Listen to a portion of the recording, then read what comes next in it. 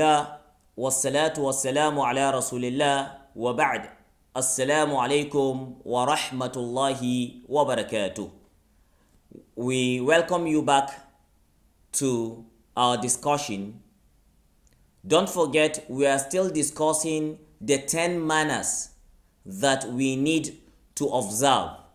And we did said before the break that a great scholar of Islam in person of Muhammad Nasiruddin Albani did mention that the truth is heavy.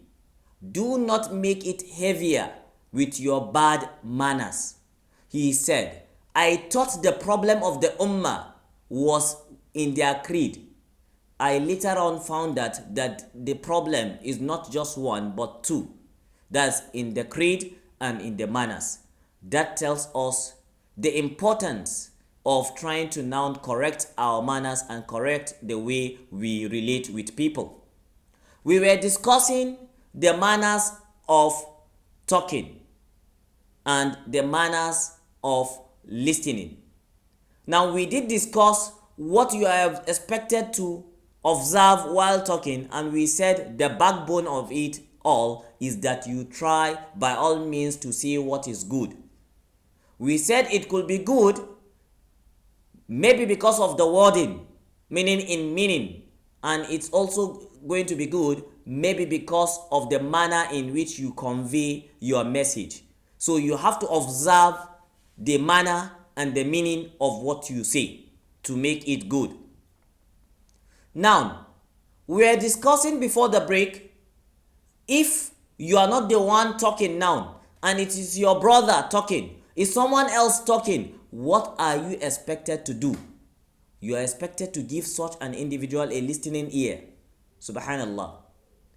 Once the Prophet ﷺ came back in the night and Aisha radiallahu anha engaged him in discussion. She now told him a story of some 11 women that sat together and they discussed about their husbands. The Prophet ﷺ gave her a listening ear, and the Prophet did not interrupt even once. The Prophet kept on listening. She brought the first woman. The first woman described her husband, his qualities and what have you. The second one did the same. The third, it went on and on and on until the 11th one, where she said the 11th one is Dhar. That she now discussed her husband Abu Dhar and how he was nice to her and kind to her, and the provisions he provided for her and how wealthy he was. And then her in-laws, the mother, that's her mother-in-law, the way she was also wealthy, generous and whatsoever. After she made all such discussions, she brought all such statements, she gave the Prophet the story. It is then that the Prophet ﷺ, after she has finished, the Prophet now said, Kuntu laki ka abi zar'in li ummi zar', that I will be for you like Abu Zar'in to his wife Zar'. Just like he was nice and kind to his wife, the same way I will be nice and kind to you. The point of reference here is that the Prophet listened to her. He listened to whatsoever she had to say. The Prophet ﷺ did not interrupt her. The same way, when someone is talking, you need to give that person a listening ear. You need to allow that person conclude his statement before you interrupt or before you give your own contribution whatsoever. Also, if while discussing you are of different ages, there are people that are older than you, then allow the older ones speak before the younger ones.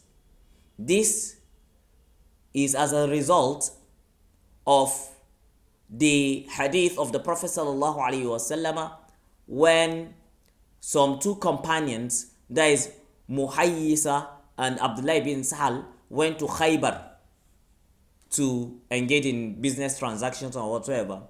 So everyone now parted his way, took his way when they got to Khaybar. When Muhayyisa came back, he met the corpse of Abdullah bin Sahal And then he now did everything he could to bury him, and then went back to report to his brother and his cousin, because Abdullah bin Sahal was his cousin. So he now reported to Abdurrahman bin Sahal, whom was the younger brother of Abdullah bin Sahal. He reported to him and his brother Huwayisa. The three of them now went to the Prophet sallallahu alaihi wasallam to report the incidents to the Prophet sallallahu alaihi wasallam and to lay their own complaint of and accuse the Jews of being the ones behind the death of Abdullah bin Sahal. It is then that since Abdurrahman bin Sahal was the direct younger brother of Abdullah bin Sahal, he went ahead to speak. The Prophet now said to him, Kabbir, Kabbir, that allow the elder ones to speak. Allow the older ones to speak. Meaning allow your elders to speak. It is after Muhayyisa and Huwayisa spoke, it is then that the Prophet allowed him to speak. Yes, it is part of the beauty of Islam that Islam recognizes the elders.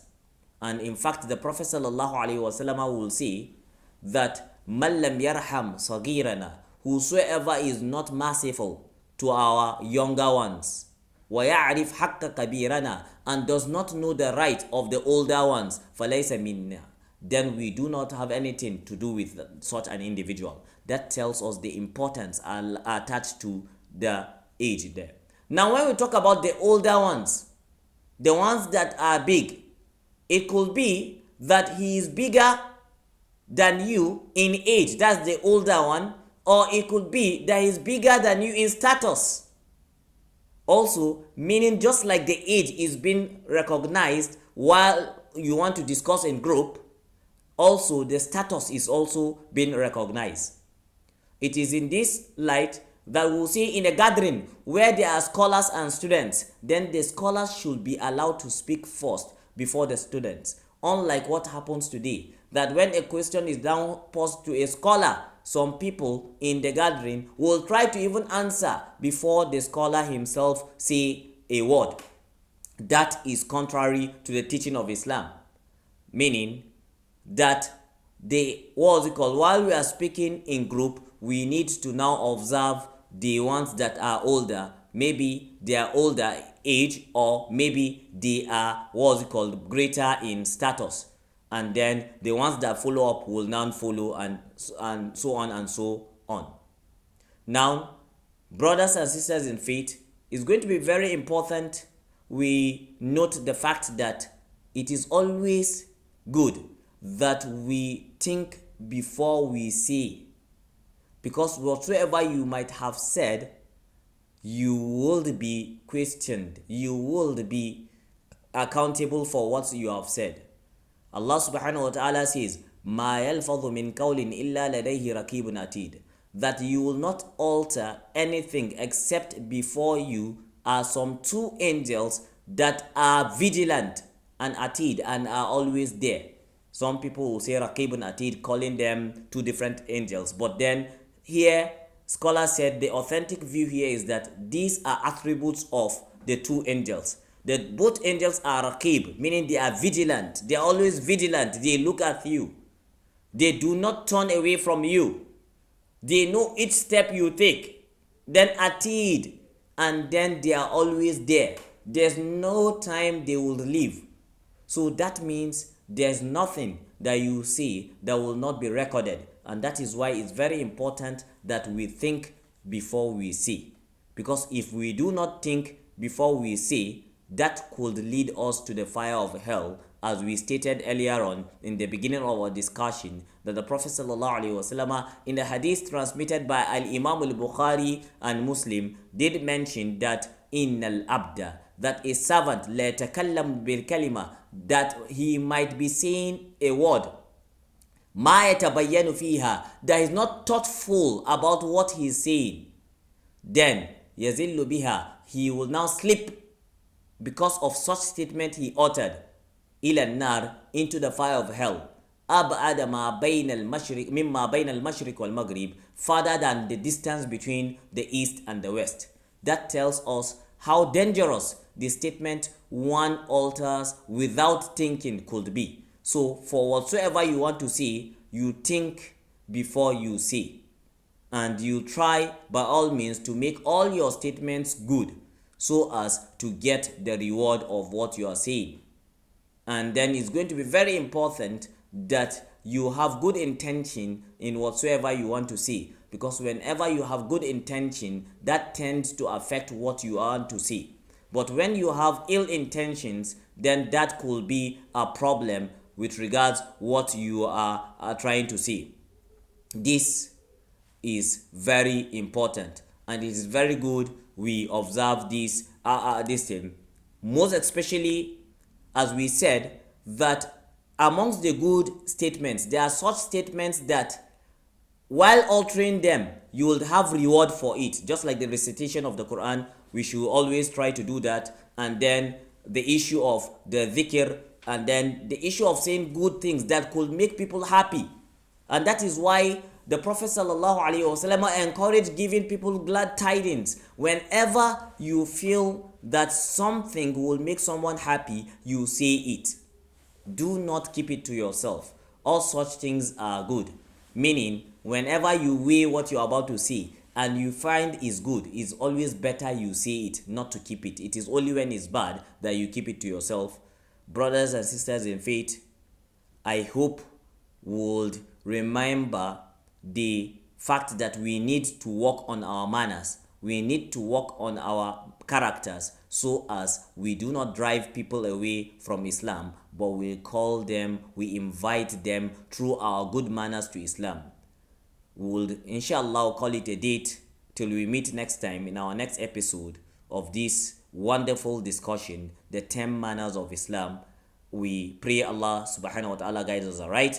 We pray Allah subhanahu wa ta'ala makes the talk a beneficial one. Wassalamu alaikum wa rahmatullahi wa barakatuh.